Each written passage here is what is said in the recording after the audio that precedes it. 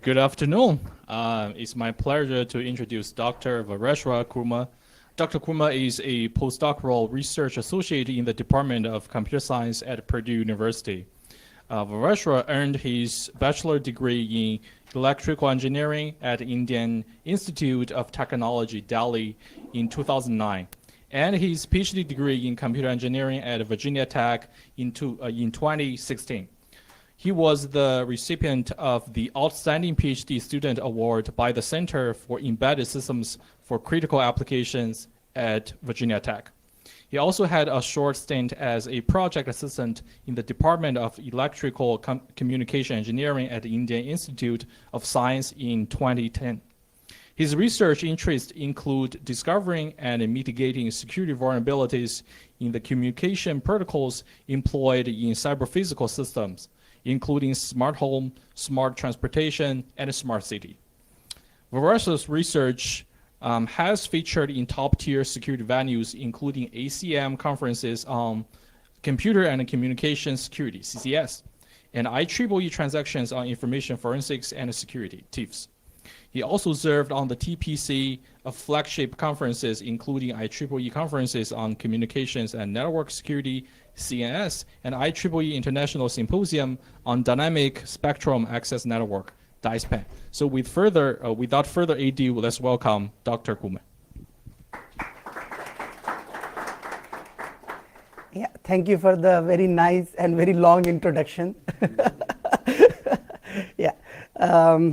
So I'm very glad to be here, and let's look into some of the security issues that we encounter in current vehicles and that we are going to encounter in next generation vehicles as well. So what is, I guess, let me first start with a question. So what is the first thing that comes to your mind when you think of an autonomous vehicle? So can somebody just tell me what is the first thing? And please feel free to stop me in between and then ask questions. Safety, okay, that's very nice. Yeah, that is very nice as well. Yeah. So yes, so those are the things that come to your mind when you first hear about an autonomous vehicle.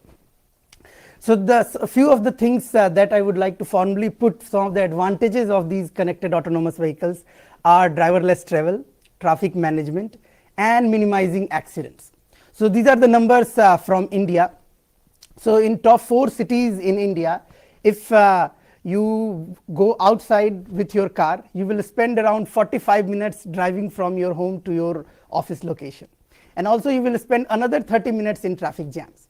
But the most important number here is the number of accidents and the number of deaths that happen. So in India, more than 100,000 deaths occur every year, which translates to 275 deaths per day. So it is very important that we develop a smart transportation system which takes care of the faults that drivers make on the road. Okay, so the idea of connected and autonomous vehicles has 2 components. So the first component is the autonomous component. So the autonomous component means that the onboard sensors on a vehicle, for instance, the cameras, the lidars, they make decisions by sensing their environment. So the autonomous component is just an in-vehicular component where you have these nodes which are called electronic control units, which control each of the components of your vehicle. So one electronic component controls the brake, another electronic component controls your steering, and similarly there are around hundreds of electronic control units in your car these days. But all these electronic control units communicate over this network which is called controller area network, CAN. So by communicating over these, they make intelligent decisions. For instance, when you are actually using cruise control, your engine control unit, your steering, your brake, your accelerator, all of them are talking to each other and making intelligent decisions. So that is the part of the autonomous component of our architecture. Now let's move to the second component, which is the connected component. Now in order to enable a smart transportation, you need to make sure that the vehicles are talking to each other, and the vehicles are also talking to infrastructure, which may include traffic lights or other types of infrastructure.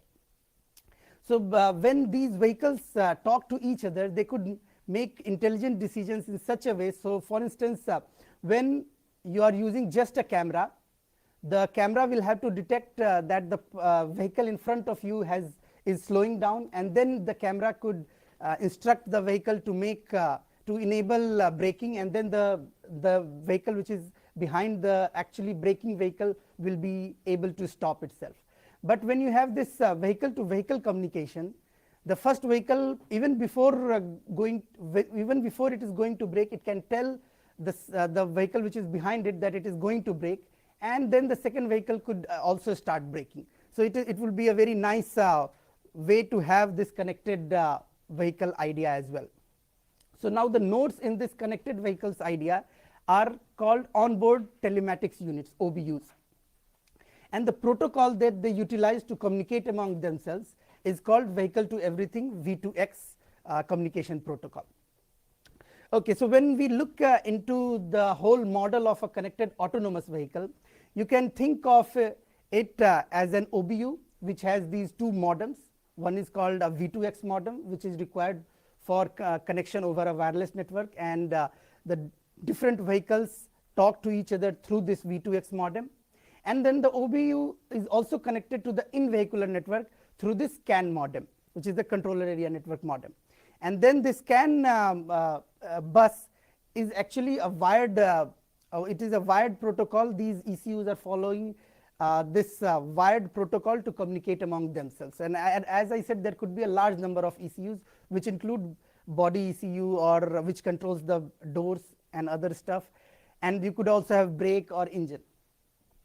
Now once we have this vehicle model, now what could go wrong here? So it is very nice to think about the security threats that we could have in any system, but it is particularly important to think about these kind of things for a very safety critical system like a vehicle. Now most of researchers here who are looking for look into these standard protocols, which could be a cellular protocol or which could be a Bluetooth protocol. And then we also have to look into this new generation V2X protocol, which will enable this vehicle to vehicle communication.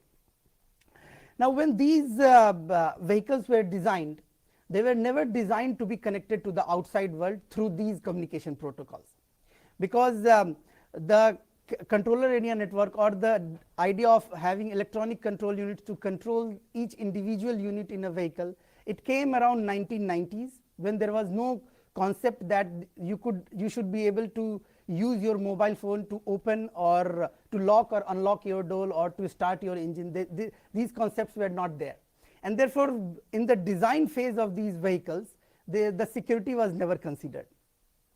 And then also there are these resource constraints which come because of these price issues.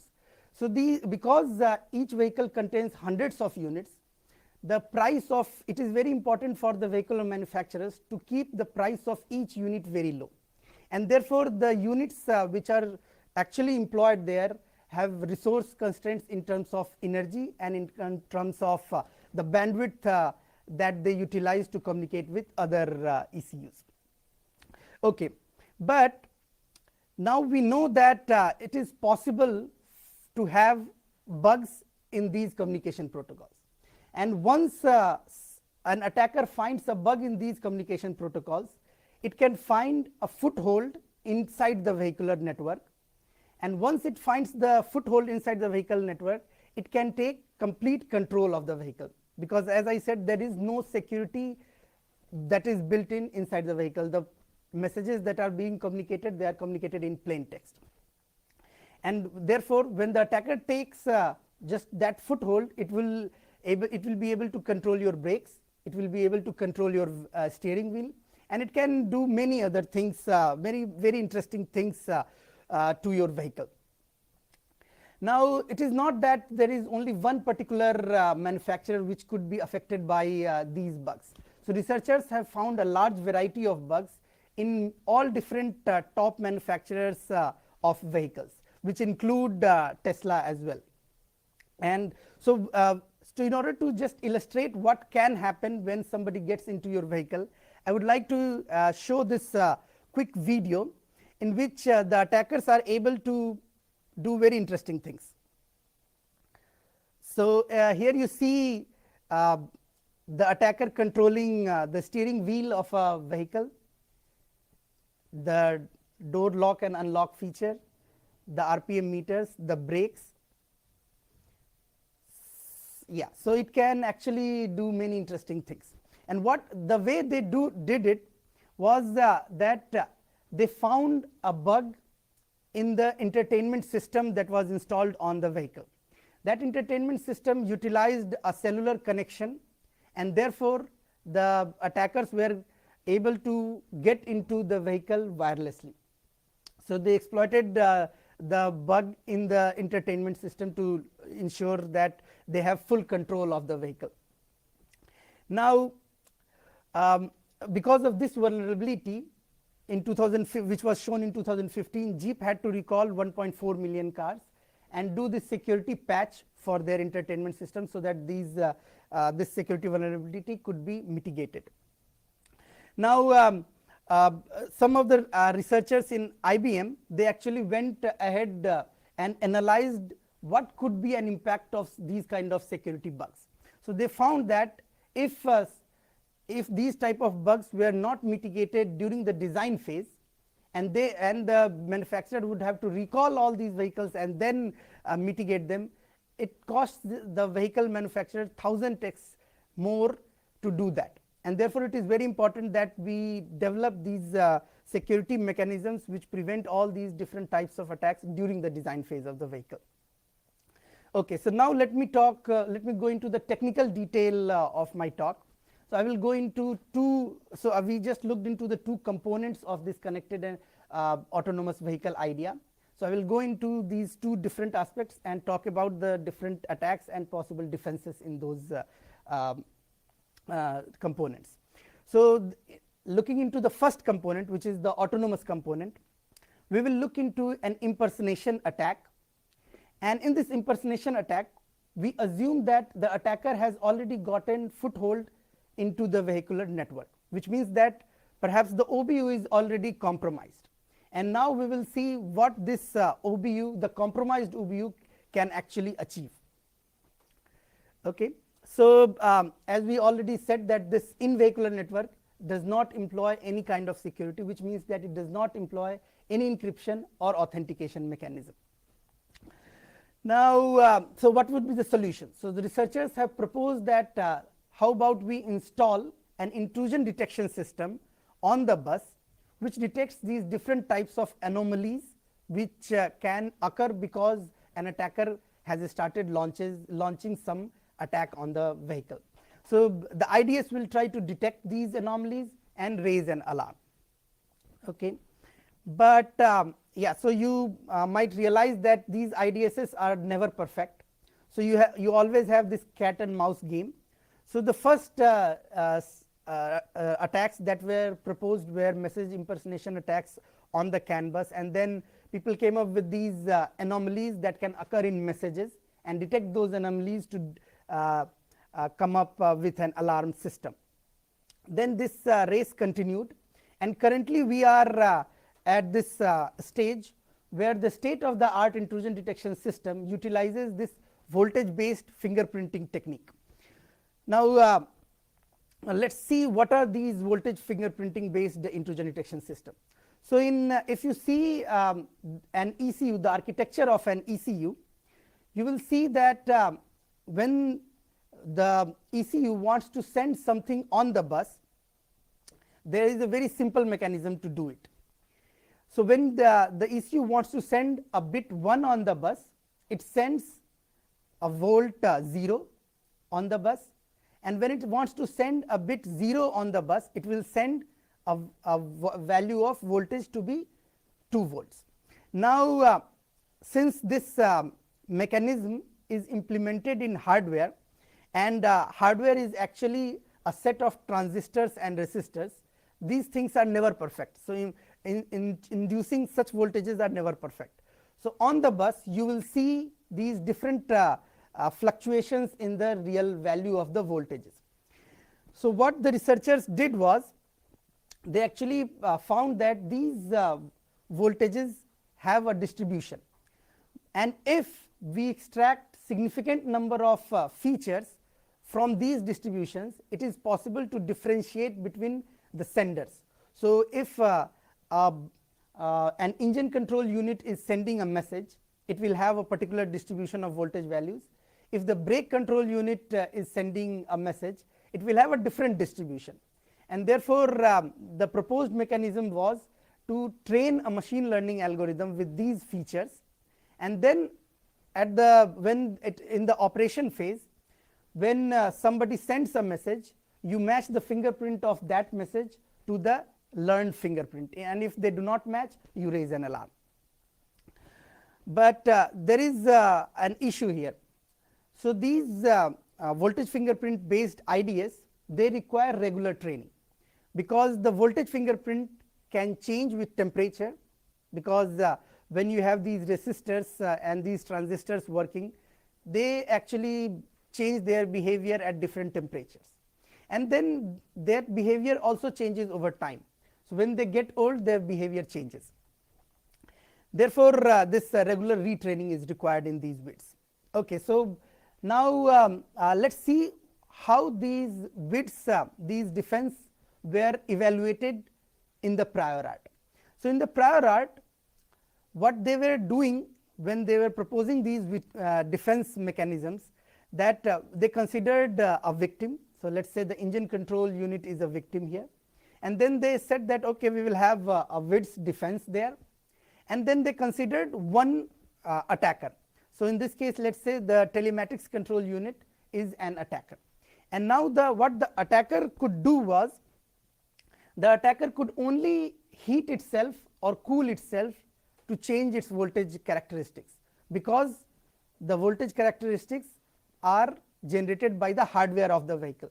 So, even if you have compromised an attacker, you cannot compromise its hardware, and therefore, the voltage fingerprint cannot be changed, but the attacker could just only try to heat or cool itself to change the voltage behavior. But you see that the defense is actually using a machine learning algorithm, and there is an asymmetry here. So, the defense is using the machine learning algorithm, but the attacker is very naive here. So, therefore, we saw an opportunity to ensure that we can come up with a better attack that has been proposed in the prior literature. So, therefore, we came up with this attack, which we call duet. So, this attack requires two compromised ECUs.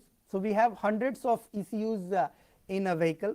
So, we considered that let us have two compromised ECUs. So, one could be the telematics control unit, which has this cellular connection to the outside world, and the other could be the VCIM, the vehicle communication interface module, through which you use your mobile and you connect using the Bluetooth. So, the Bluetooth is actually controlled by this VCIM.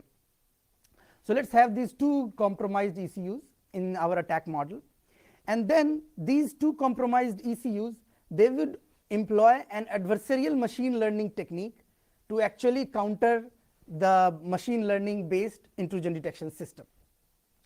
So, the specific the adversarial machine learning technique that we utilized is called training set poisoning, and let us see how that works.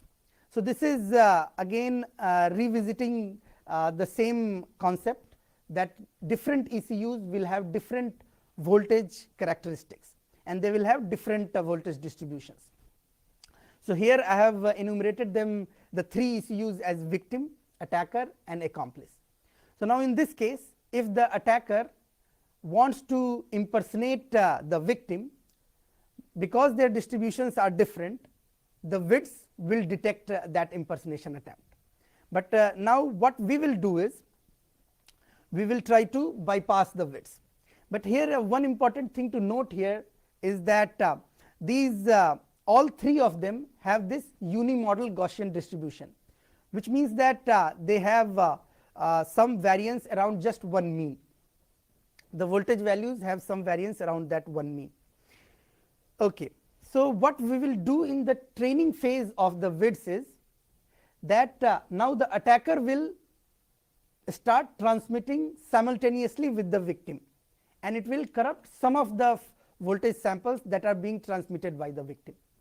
So, when it actually corrupts some of the samples that are being transmitted by the victim, it will lead to a bimodal distribution, which means that now there are two means.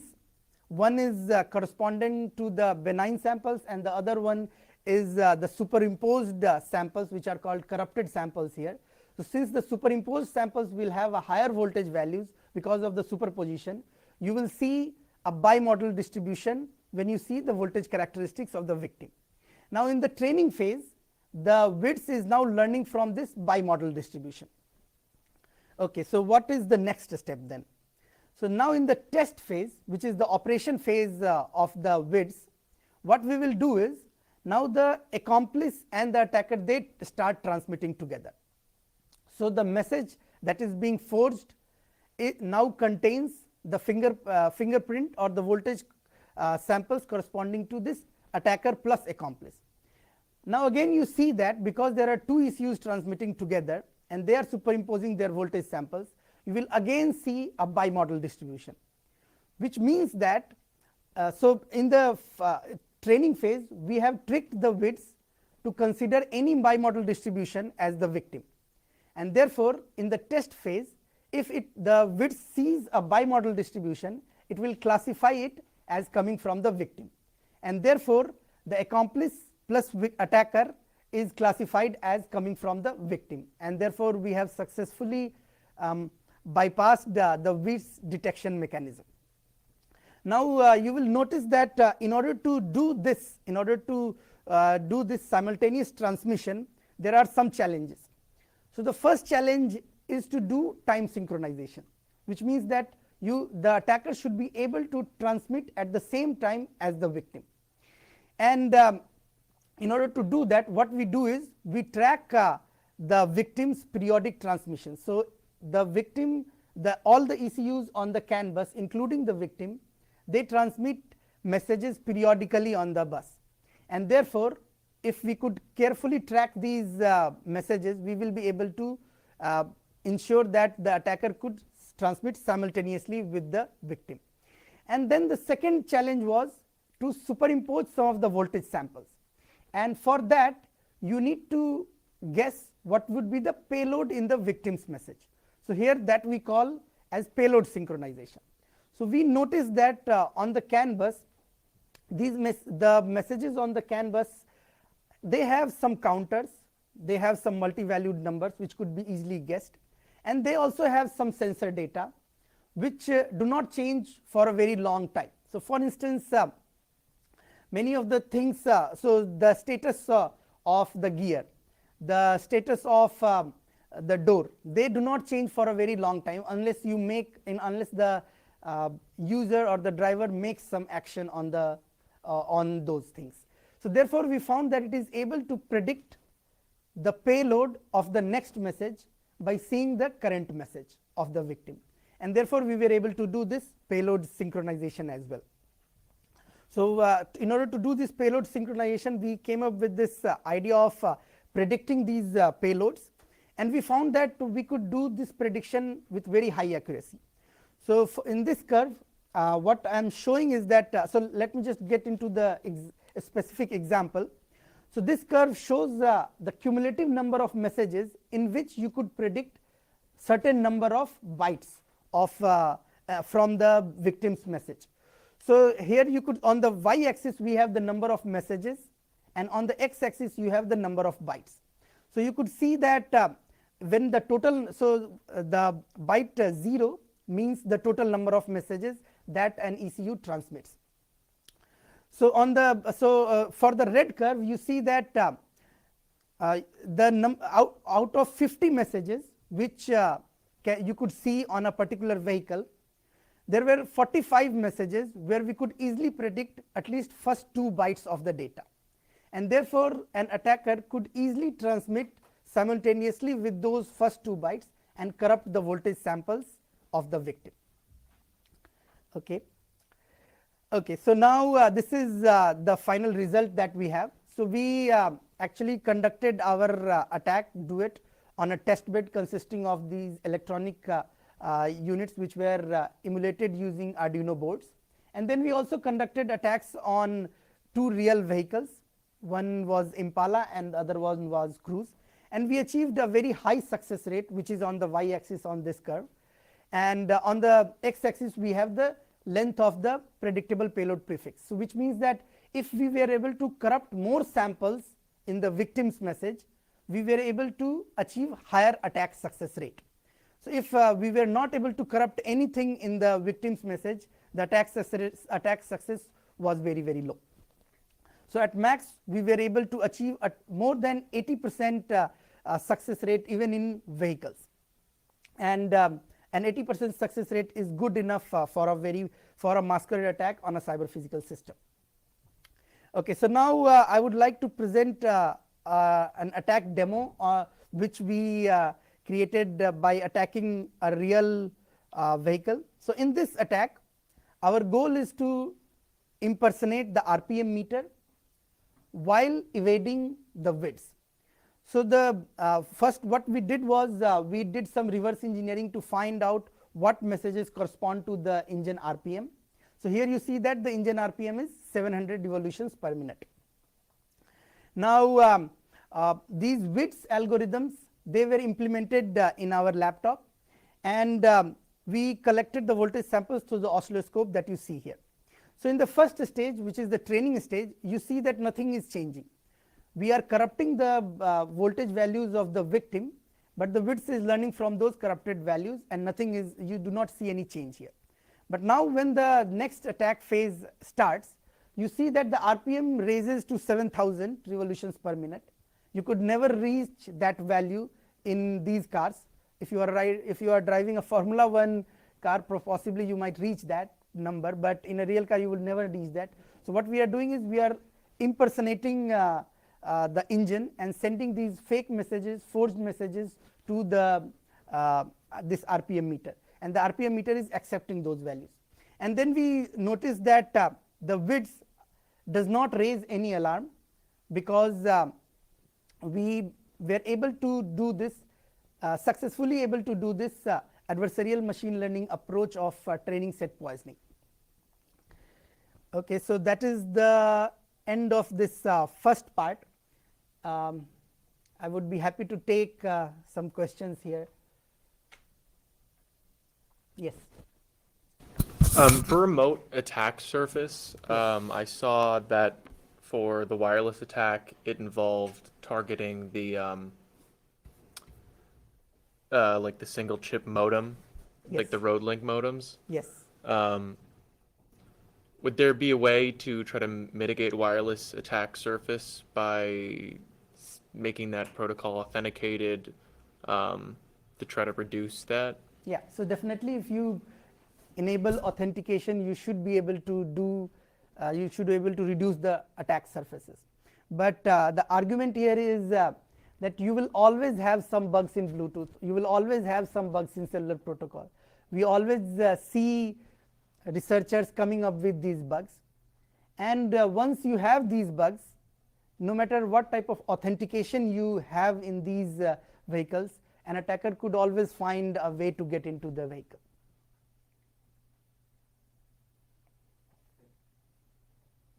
Yeah. I have a question about the something your testing framework. So what I want to ask you is so basically as far as no. So in the vehicle, so typically, especially your target vehicle, how many issues there are? So so in a Tesla, you might see around 200 electronic 200? control units. Yes. So each Okay. component of your vehicle is these days now being controlled by one electronic control unit. Okay. But in an old vehicle, you would see a dozen electronic control units. So the vehicle on which we are working, it has around a dozen electronic control units, the 2011 Impala. then probably I guess that some of the at least some of the ECU component may have some controller logic like a PID controller or whatever. How many control logics are there probably? So these are not very complex electronic units. So they have usually one MCU, and then that MCU has the architecture of that MCU is very, very simple. So probably I would say so they have so one MCU can have multiple chips, and one of those chips could be a CAN controller, which enables that MCU to communicate with this with other MCUs through this CAN bus. So yeah, so I guess that is the overall architecture of an electronic control unit that you see in a vehicle. Then my question is how many PID controllers are there probably out of all the CAN bus, CAN nodes, something like that? So I would not be able to tell you the exact number, but there should not be many PID controllers in a vehicle. Okay. Yeah. Yes. Okay, so I have a question. So once we find there is a vulnerability in the ECU, so what's the possible options to fix this, or they are totally cannot be fixed? No, you can always do a firmware update. So that is what Jeep did. It recalled the vehicles and did a firmware update to fix those. So that means we need to use some devices to connect the car and do the update. Yes. Okay. So for these vehicles, so now people are coming up with this idea of over-the-air update. So they could actually update the firmware of an ECU over the air. So they do not need to actually recall all the vehicles and then fix the vulnerability. Okay, I see. Yeah. Thanks. Okay. Okay, so now that you know that authentication is very important before getting access to a vehicle. Now let's see an adversary model in which the attacker is actually trying to get into the vehicle. So the victim is now the onboard unit, and the attacker is trying to get into this onboard unit. So as we just discussed earlier, what we need is an authentication protocol here, which prevents this adversary to get into the vehicle. Okay. So now let's first talk about the need for these connected vehicles. So I would like to highlight the need for these connected vehicles through this video, which does not have so we don't have a way to hear this, but yeah, let me just stop it. So do you have a like a earphone out jack on your laptop? yes.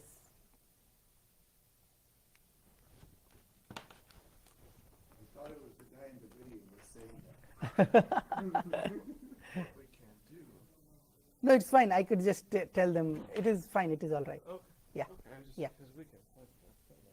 No, that is fine.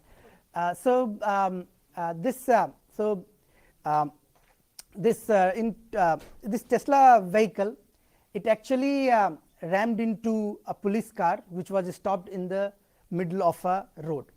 So what happened was the Tesla vehicle did not, going at 60 miles per hour, did not expect any vehicle to be stopped in the middle of a road. And when it actually noticed a vehicle, although it tried to brake, but it could not brake, and it went directly into that vehicle and causing an accident. So now what was wrong in this scenario? The issue was that these sensors that you have on a vehicle, they have limitations. So for instance, the camera could only see for a particular distance, and in fog probably the camera will not be able to see anything. So these onboard sensors have limitations, and therefore we need the concept of these connected vehicles, so that these vehicles could talk to each other over a wireless medium and tell the status, tell their status to other vehicles. So for instance, in this case, the police car would have broadcasted its information that it is stopped in the middle of a road, and if this Tesla vehicle would have received that information 1 kilometer when it was 1 kilometer away from the vehicle, it would have made a better choice. So now in order to enable this idea of connected vehicles, the Society of Automotive Engineers, SAE, it has defined a set of basic safety messages. Now these basic safety messages include broadcasting information about location, speed, acceleration. In some cases you also the vehicle will be needed to broadcast this forward collision warning, intersection movement assist. So now these particularly these location, speed and acceleration messages, they are transmitted periodically over the air. So one of the standard value of that period is 100 millisecond. Okay. So now let's see what properties we need for this connected vehicles idea to be secure. So the first security property is that we need to validate those safety messages. So if a vehicle is receiving those safety messages about the location, about the speed of another vehicle, it should be able to authenticate those messages, and therefore authenticity is a criteria here. Now we also need to provide privacy to the senders. So these senders are actually broadcasting their private information about their location over the air. So it is very important for any mechanism to ensure that this private information about the location cannot be exploited by an adversary to track the movement of the driver. Also the information about speed and acceleration, they could be utilized to profile or fingerprint a driver. So the driver does, it is very important that we provide this privacy to the driver, and therefore the security property that we want here is privacy. And then in a vehicular environment we also need this property of revocability, because you may have many vehicles, malfunctioning vehicles, and you will need them to not come on the road, and therefore you want to suspend the license of those vehicles, and therefore you need this third property of revocability. But all these three components can be provided by this mechanism called privacy preserving or anonymous authentication, and one nice way to do it is called group signatures. So here I would give you a very high level overview of group signatures, which was proposed by the researcher at Stanford named Dr. Dan Boneh. So he is a cryptographer who has developed many different types of signature schemes. Among them is the group signature scheme, which actually provides privacy preserving authentication. So in this environment there are three entities. The first is called the group manager, and as the name suggests, it is responsible for generating the group public key. Now what is the need for generating this group public key? So as the name suggests, the group signatures, the anonymity here is in terms of the group, which means that every sender will broadcast information saying that I am part of a particular group, and the receivers will verify that whether this signer is part of a particular group or not. But the signers will never embed their own information or their own identity in the signatures. So therefore the larger the group, the signer's privacy will be higher.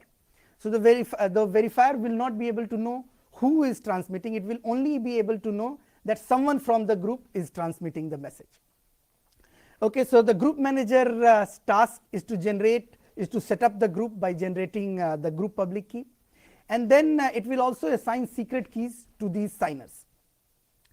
Then it is also responsible for publishing a revocation list, which will contain the information about those whose licenses has been suspended. Now the signer's task is very simple. It has to just generate an anonymous signature of over the message that it wants to broadcast. And then the verifiers has to do two things. First is to ensure that the signature is authentic. So the message that it is receiving is authentic, is determined based on the authenticity of the signature, and therefore the verifier has to verify that. And then the second task that the verifier has to do is to check the revocation status of the signer, which means that the signer is not revoked. Okay, now let's look at the scale of the network that we are actually considering here. So we and the functions that we are employing in these group signatures. So in this group signature scheme, one fundamental function was called a bilinear map operation, and we ran that operation on an Intel i7 processor based computer, and found that it took 2 milliseconds to run that bilinear operation, bilinear map operation. This implies that the verifier could only run 500 operations per second. Now the dilemma of the verifier is that the verifier does not know the identity of the signer, and the revocation list does not contain the identity of the signers. It actually contains the secret keys that were allotted to those signers, and therefore when the verifier receives a message, it has to look to each entry in the revocation list, see if that secret key which is in the revocation list has been utilized to generate that signature or not, and then move to the next entry in the revocation list, which means that the computation cost of the verifier is actually linear in terms of the size of the revocation list. Okay, so now you could see that a verifier could only run these 500 operations. So potentially the verifier could only check a revocation list of 500 entries. Now let's see the scale of this network. So now we consider a simple scenario where you have a road with 3 lanes and 2-way highway, and you consider one vehicle in each 50 meters. So the distance between 2 vehicles is 50 meters in each lane, and we consider this typical communication range of 1 kilometer, and we again consider the typical periodicity of 100 milliseconds for the location and the other information that each signer is broadcasting. So this translates into 2400 vehicle to everything communication messages per second, so V2X messages per second. Okay, and now let's see the number of revoked vehicles. So in US there are around 11 million revoked licenses currently. Now if we reduce that number to a vehicle, so the vehicles will be malfunctioning, but that malfunctioning could come from the malfunctioning of the components of the vehicle, or that malfunctioning could also come from the malfunctioning of the drivers, and therefore we should consider a conservative number. So the conservative number that I consider here is 1000 revoked signers. Now this means that you need to run that operation of bilinear map 2400 into 1000 times. Now you cannot bridge this gap between the capability and the requirement by using simple techniques which you could employ to do parallelization or hardware acceleration, and therefore it is imperative that we develop a novel mechanism to address this challenge. Okay, so what we proposed was that rather than verifying the revocation status of a vehicle deterministically, how about we verify the revocation status probabilistically. So now you could think of the analogy with the Miller-Rabin primality testing algorithm, where the primality of a very large number, if you want to determine it deterministically, it is very computationally expensive. But if you want to just use the probabilistic algorithm proposed by Miller and Rabin, it is very efficient. Although that efficient algorithm will not give you 100% accurate result, but still almost all systems in the current world, they utilize this probabilistic algorithm called the Miller-Rabin primality testing algorithm. Okay, so our idea was to have this group signatures with probabilistic revocation. So the first contribution was that we come up with this idea of alias tokens, which these signers could embed in their signatures. So these signers cannot reveal their identity in the signatures, but what we wanted to ensure that these signers reveal something in their signature, and that we call alias token. So now these alias tokens are given to these signers by the group manager, and these signers now reveal this alias token, one alias token in each signature. Okay. Now the second contribution is the signal processing part, where we check this, we utilize this alias token that has been embedded as part of the signature and come up with a probabilistic revocation check mechanism. So now when the group manager revokes a signer, it actually revokes these alias tokens, and now the verifier actually checks the revocation status of these alias tokens in order to check the revocation status of the signer. Okay, now let's go into the details of these contributions. So for this embedded alias token, so what we did was we utilized the same fundamental operation, which was called the bilinear map operation. I will not go into the details of the function, but you could see that it is a very simple operation. So that bilinear map operation E, when conducted on two parameters, u raised to the power a and v raised to the power b, it is equal to the operation when it is implied on those two parameters u v raised to the power a b. So this bilinear map operation is the fundamental operation which provides privacy to these signature algorithms. Okay, so what these three entities in our signature scheme do? So the first step is to generate the group secret key, which is the same here. Now the second step is to generate these alias tokens. So the group manager generates these alias tokens and assigns them to the signers. But the most important thing to do here is to generate the signer's secret key. And now you see that here in this third step of the group manager, the signer's secret key is generated using all the alias tokens that has been assigned to the signer. So the signer's secret key is now related to the all of these alias token.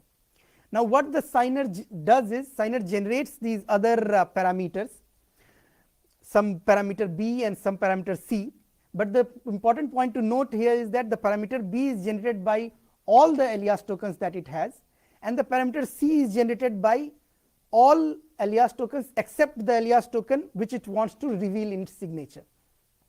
Now when it generates a signature, it sends the information or the zero, so what we call is zero knowledge proof of knowledge of these three parameters a, b, c, and it reveals this alias token xi as well. And this verifier now checks whether the signer has a valid secret key. So it runs the same bilinear operation which is called E, and it checks if the parameters a and b satisfy a particular equality or not. And then again this alias token is now the verifier ensures that this alias token is actually cryptographically linked to the signature or not. So it again uses the same bilinear map operation to check for this linkage of the alias token with the signature scheme. Okay. Now the second aspect, how we utilize these alias tokens to actually do the revocation check mechanism. So so for this we utilized a very popular technique which is utilized in 3G communication. So it was in 3G communication, what happened was that the users were allowed to transmit at the same time and at the same frequency. But when all these different senders transmit at the same time at the same frequency, it is difficult for the receivers to decode those signals. So this concept of spreading codes was developed, where these codes are utilized by different codes are utilized by different senders, and they code their signal using these different spreading codes.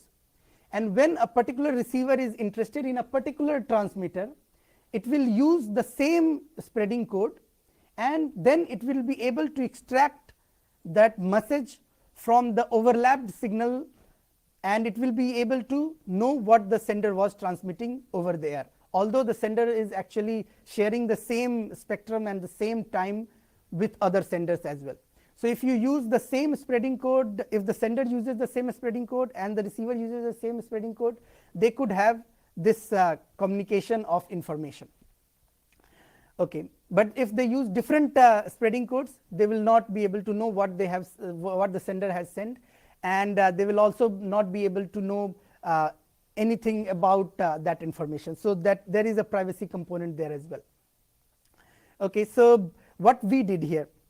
So what we did was, we actually took these alias tokens and mapped it to spreading codes, and then when the group manager has to revoke these different signers by revoking their alias tokens, we revoked these spreading codes corresponding to those alias tokens. And the way we revoked this is to generate a revocation code. So rather than generating a revocation list, now we generate a revocation code, which is actually a sum of all these revocation codes. So now you see that the analogy of sharing the same time and the same frequency using the spreading code comes here, that now you have, what you have done is you have generated one code, which is called revocation code here, by summing up all these spreading codes which were revoked. And now when this when a verifier has to actually check the revocation status of the signer by looking at an alias token, so that what the verifier can do is, the verifier could map that alias token to a spreading code, which we call here as alias code, and then it could compute a correlation with the revocation code, and this correlation value will lie between 0 and 1. So the basic thing here is that if the correlation is above a threshold, which means that the alias code was encoded in the revocation code, which implies that the signer was revoked, and if the value is lower than that threshold, implies that the signer was not revoked. So this is this mechanism ensures that you are actually using a probabilistic mechanism to decide on the revocation status of a signer. Okay, so using this probabilistic mechanism, we were able to significantly reduce the computational cost of the group signature mechanism.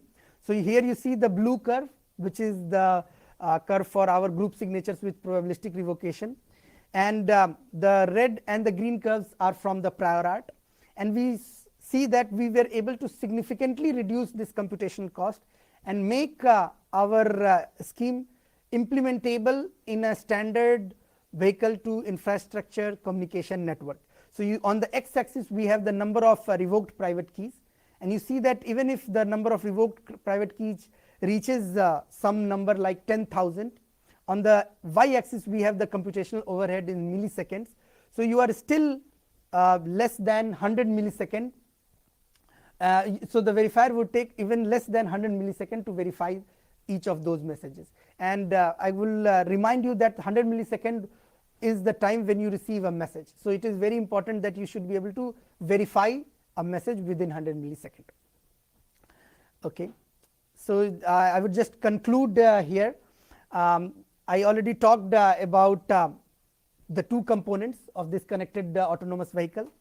In the first part I talked about this attack Duet, which evaded the state-of-the-art fingerprinting technique that is employed by the intrusion detection system. And the second part I utilized this idea of probabilistic revocation to come up with this scalable privacy preserving authentication mechanism for the V2X communication. Yeah, so the goal here is to actually come up with an end-to-end authentication mechanism, and even my current research directions are to enable this smart and secure transmission by transportation by enabling this end-to-end authentication. That is the end of my talk, and I will be happy to take more questions. Yes. I'm wondering how the threshold is. Go and use your microphone. Yeah. So How the Yes. threshold is determined in the verification? yeah. So we ran some simulations of how many number of revoked signers if you have, and you generate a revocation code, and you do the same mechanism of setting up the threshold and detecting the revocation status of the vehicle. So we found that in order to achieve, these are all mechanisms to ensure that you achieve a particular false alarm rate and a particular detection rate in that system. So we found that if you determine a particular false alarm rate, you could find the threshold, and then you could set that threshold in your scheme. So you will have. So we first start with the particular false alarm rate, and from there we determine the threshold value. Thank you. Yes. Yeah, you mentioned that the autonomous vehicle update their firmware by using the over-the-air channel. Yes. So I'm curious about whether when they conduct over-the-air firmware update, they utilize any authentication or firmware signing method or not. Yeah. So I think they do utilize it. So at least I know that Tesla utilizes this over-the-air update mechanisms, and they do utilize authentication while doing that.